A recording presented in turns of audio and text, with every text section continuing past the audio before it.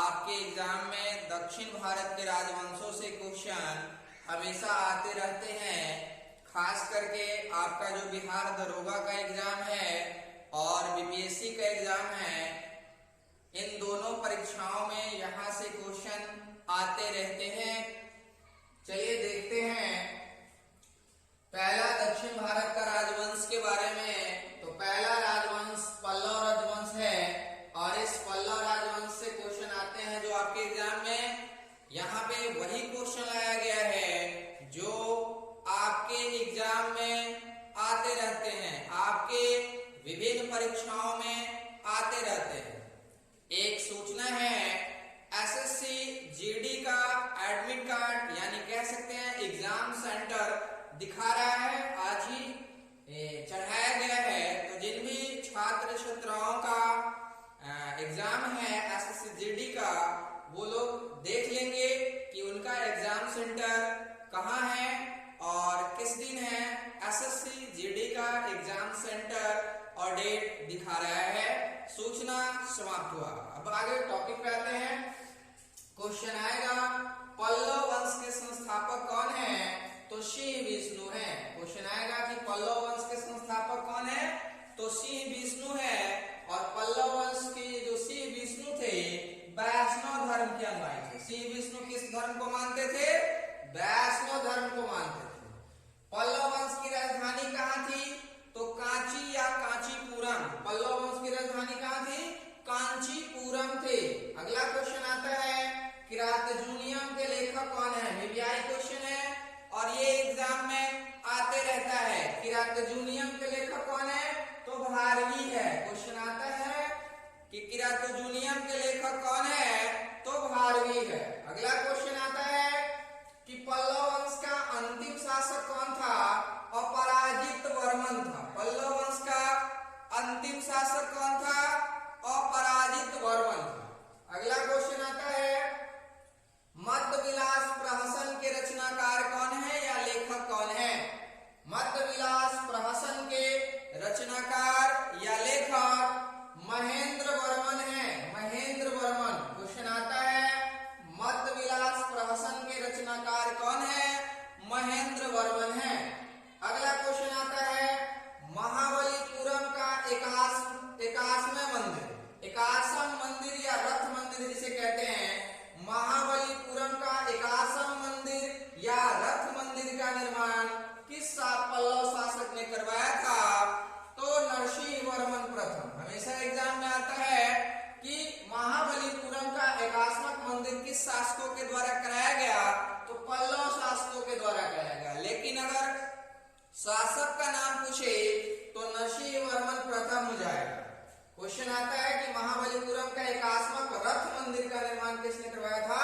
तो नरसिंह वर्मन प्रथम ने करवाया था। अगला क्वेश्चन आता है कि रथ मंदिरों में सबसे छोटा रथ मंदिर कौन सा है?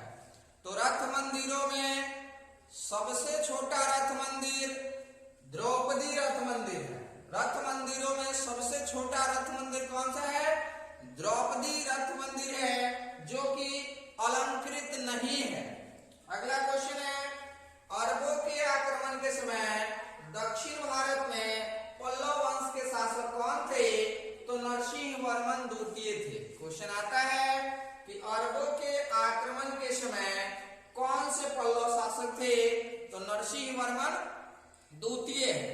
आपको पता है कि 712 ईस्वी में मोहम्मद बिन कासिम के नेतृत्व में अरबों ने पहला आक्रमण किया। हमेशा एग्जाम में आता है कि अरबों ने पहला आक्रमण किसके नेतृत्व में किया? तो मोहम्मद बिन कासिम के नेतृत्व में किया। उस समय दक्षिण भारत में पल्लव राजवंशी कौन थे? नरसिंह वर्मन द्वितीय थे। अगला क्वेश्चन आता है कांची के कैलाश मंदिर का निर्माण किसने करवाया था? तो कांची के कैलाश मंदिर का निर्माण नरसिंह वर्मन द्वितीय ने करवाया था। हमेशा एग्जाम में आते रहता है कि कांची के कैलाश मंदिर का निर्माण किसने करवाया था? तो नरसिंह वर्मन द्वितीय ने करवाया था। अगला क्वेश्चन आता है 10 कुमार चरित्र के लेखक कौन है? तो दंडी है। 10 कुमार चरित्र के लेखक कौन है? दंडी है। देखिए पल्लव वंश से ये एक तरह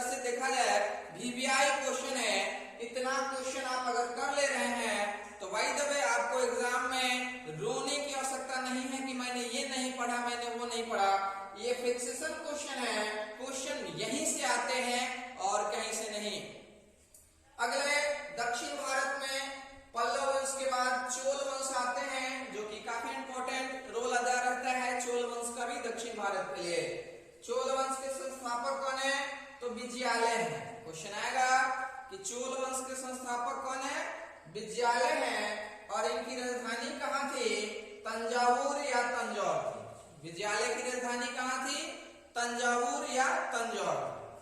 अगला क्वेश्चन आता है, नर केसरी की उपाधि किसने धारण की? तो विजयालय ने धारण किया था। नर केसरी की उपाधि किसने धारण की? विजयालय ने धारण किया था। अगला क्वेश्चन आता है कि श्रीलंका पर आक्रमण किस चोल शासक ने किया था? तो राजराज प्रथम ने किया था। श्रीलंका पे आक्रमण किस चोल शासक ने किया था? राजराज प्रथम ने किया था।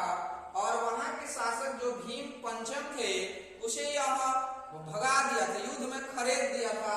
यानी वह भीम पंचम जो थे वो अपना सत्ता छोड़ के चले गए। अगला क्वेश्चन है आता है एग्जाम में कि चोल साम्राज्य का सर्वाधिक विस्तार किसके शासनकाल में हुआ? तो क्वेश्चन का आंसर क्या हो जाएगा? राजेंद्र प्रथम के शासनकाल में। हमेशा एग्जाम में आता है कि चोल साम्राज्य का सर्वाधिक विस्तार किसके शासनकाल में हुआ?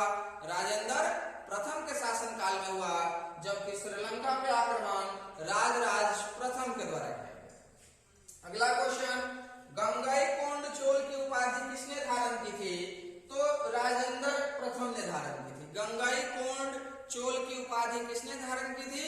तो गंगईकोंड चोल की उपाधि राजेंद्र प्रथम ने धारण की। अगला क्वेश्चन आता है कि चोल वंश का अंतिम राजा कौन था? तो राजेंद्र तृतीय था। चोल वंश का अंतिम राजा कौन था? राजेंद्र तृतीय था। आगे देखते हैं, चोल साम्राज्य कितने प्रांतों में विभक्त था?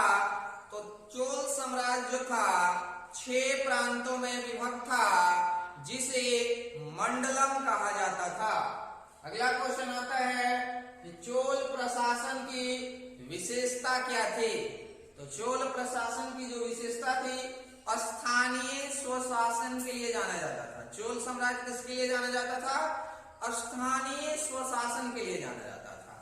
अगला क्वेश्चन आता है कि चोल काल में भूमि कर कितना लिया जाता था?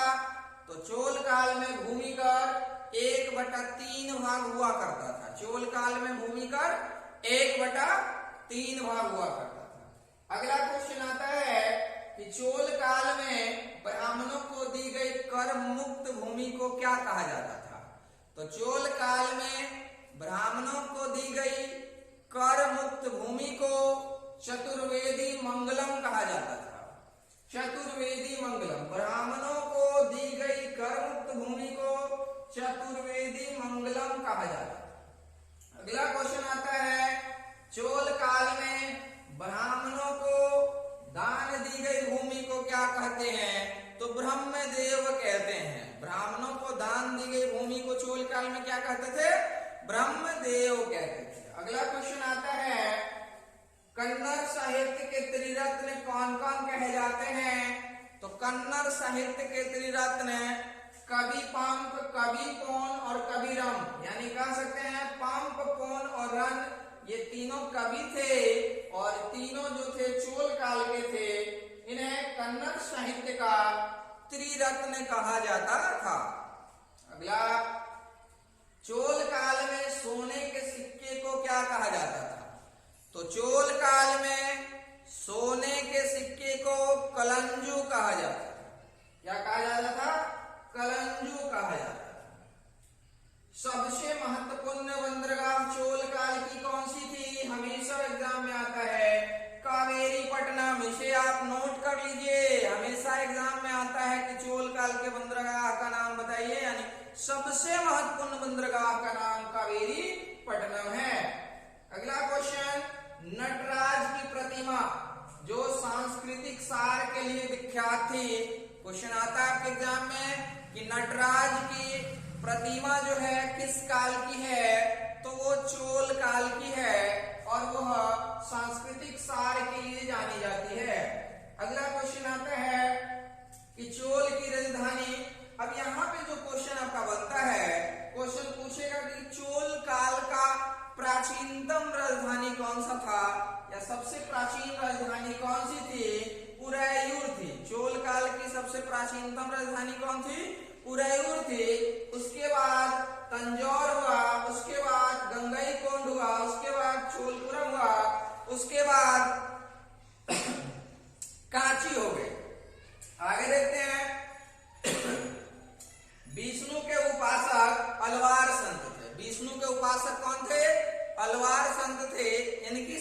12 बताई जाती है, जबकि शिव के उपासक नयनार संत थे और इनकी संख्या 63 बताई जाती है। ये दोनों इंपॉर्टेंट क्वेश्चन है कि विष्णु के उपासक क्या कहला है, तो अलवार कहला है, और शिव के उपासक क्या कहला है, तो नयनार कहला है, जिनकी संख्या 63 थी।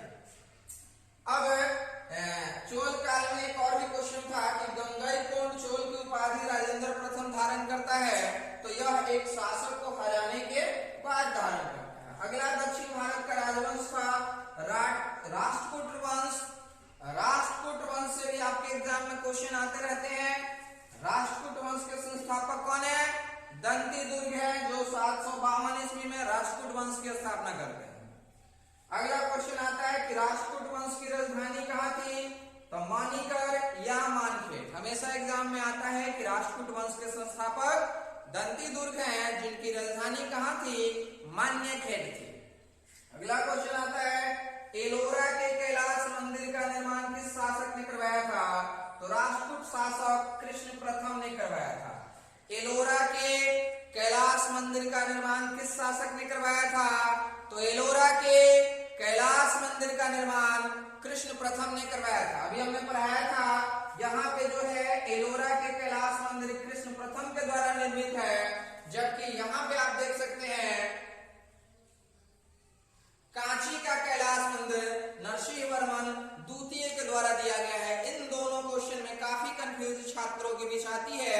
इस चीज को आप क्लियरनेस रूप से याद कर लेंगे कि कांची के कैलाश मंदिर का निर्माण पल्लव शासक नरसिंह वर्मन द्वितीय ने करवाया था, जबकि एलोरा के कैलाश मंदिर का निर्माण राष्ट्रकूट शासक कृष्ण प्रथम ने करवाया था।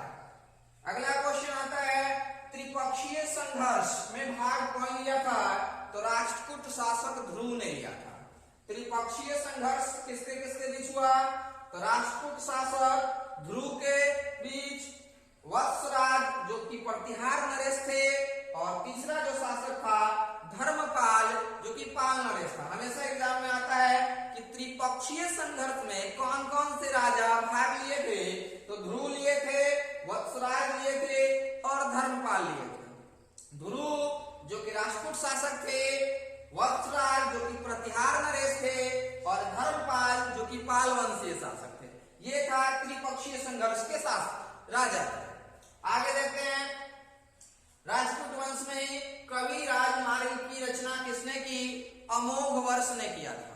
क्वेश्चन आता है कवि राजमार्ग की रचना किसने की, तो अमोघ वर्ष ने किया था। अगला क्वेश्चन आता है आदि पुराण की रचना किसने की, तो आदि पुराण की रचना जीन सेन ने किया था। अगला क्वेश्चन आता है गणितासार की रचना किसने किया, तो गणितासार की रचना या गणित सार की रचना महावीराचार्य के द्वारा की गई थी। अगला क्वेश्चन आता है अल मसूदी। अल मसूदी यह अरबी लेखक था जो किसके दरबार में भारत आया था, तो अल मसूदी राजपूत शासक इंद्र तृतीय के शासन काल में भारत आया था। यह एक अरबी यात्री था। अगला है एलोरा एवं एलिफेंटा गुहा मंदिर का निर्माण किस शासन के शासन काल में हुआ था, तो एलोरा एवं एलिफेंटा गुहा मंदिर ये दोनों महाराष्ट्र में है, जिसका निर्माण राष्ट्रकूट शासकों के समय में हुआ था। अगला क्वेश्चन चालुक्य वंश कल्याणी, दक्षिण भारत का अगला वंश है चालुक्य वंश कल्याणी, चालुक्य वंश वतापी और चालुक्य वंश वेगी। ये तीनों से क्वेश्चन आते रहते हैं। देखते हैं चालुक्य वंश कल्याणी के संस्थापक कौन है, तो चालुक्य वंश कल्याणी के संस्थापक तैलभ द्वितीय हैं।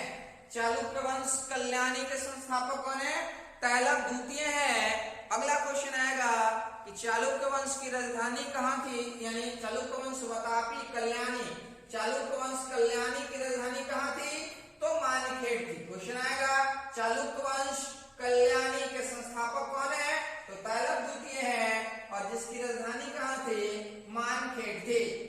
विल्हान और विज्ञानेश्वर विक्रमादित्य 6 के दरबार में रहते थे। क्वेश्चन आता है कि विल्हान और विज्ञानेश्वर किसके दरबार में रहते थे, तो विक्रमादित्य 6 के दरबार में रहते थे।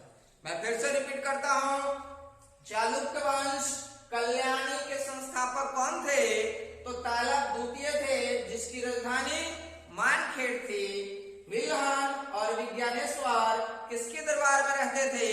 तो विक्रमादित्य 6 के दरबार में रहते थे। अगला क्वेश्चन आता है कि मिताक्षरा पुस्तक के लेखक कौन है? वीवीआई क्वेश्चन है और यह हर एग्जाम में आता है कि मिताक्षरा पुस्तक के लेखक कौन है? तो मिताक्षरा पुस्तक के लेखक विज्ञानेश्वर है। मिताक्षरा पुस्तक के लेखक कौन है? विज्ञानेश्वर। अगला क्वेश्चन आता है विक्रमादेव चरित्र, विक्रमांक देव चरित्र। क्वेश्चन वीवीआई ये भी है कि विक्रमांक देव चरित्र के लेखक कौन है? तो विल्हन है। विक्रमांक देव चरित्र के लेखक कौन है? विल्हन है। विल्हन और विज्ञानेश्वर जो थे विक्रमादित्य 6 के दरबार में।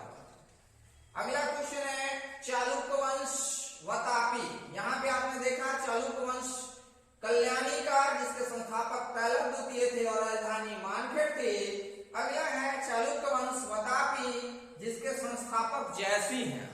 चालुक्य वंश व तापी के संस्थापक कौन है? जयसिंह हैं और इसकी राजधानी वतापी ही थी। चालुक्य वंश वतापी का राजधानी कहां था? वतापी ही था।